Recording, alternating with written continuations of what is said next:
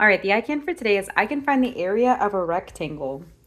And when we're looking at area, let's remember that the definition of area is the amount of space inside a 2D figure.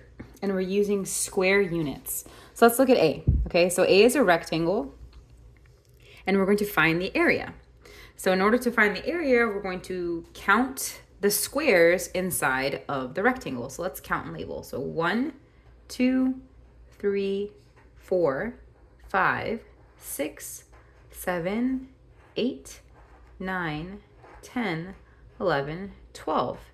Figure A has a total of 12 square units. That's the area. Let's look at figure B, much, much larger. Now we just spent the time counting one by one. As you can see, this is a much larger area, right?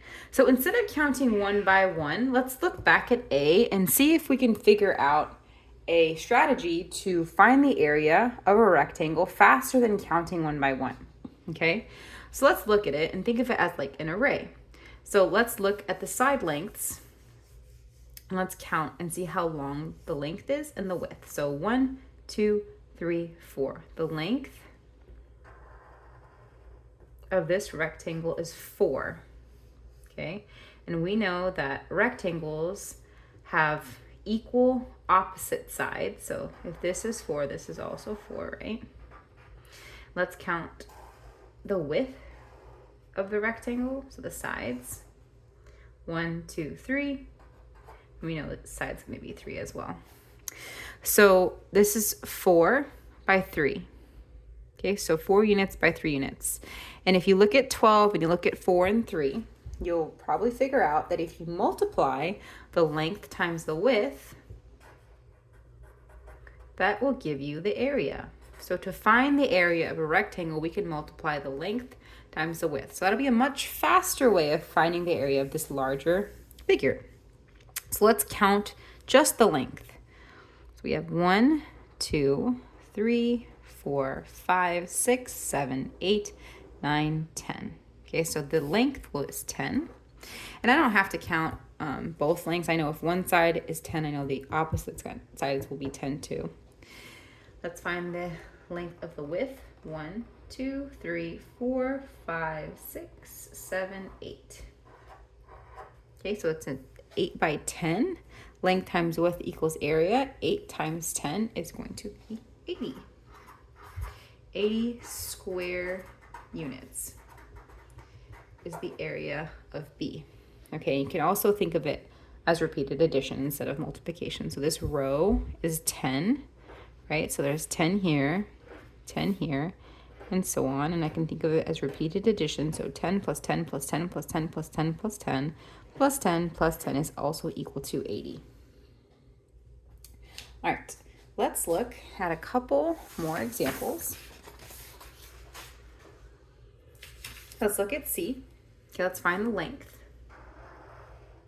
1, 2, 3, 4, 5. Let's find the width.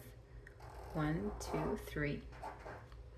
Length times width, so 5 times 3 is 15 square units. That's the area of the first figure in C.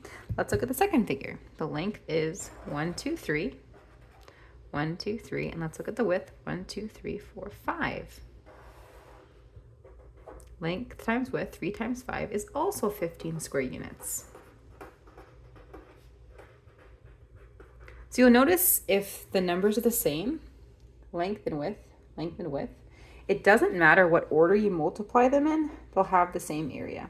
So technically you could do length times width equals area, or you could do width times length equals area. You could multiply either number first, doesn't matter. All right, last one, let's look at D. Now, a square is a rectangle. A square is just a more specific type of rectangle.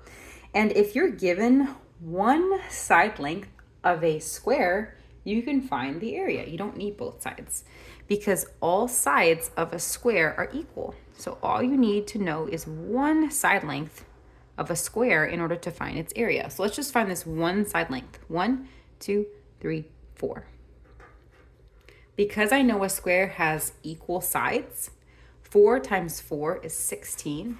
This square has an area of 16 square units.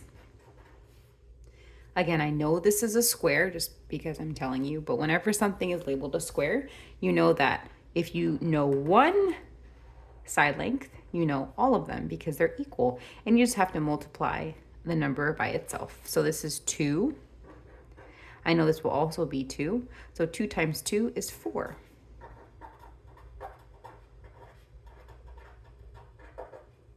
Okay.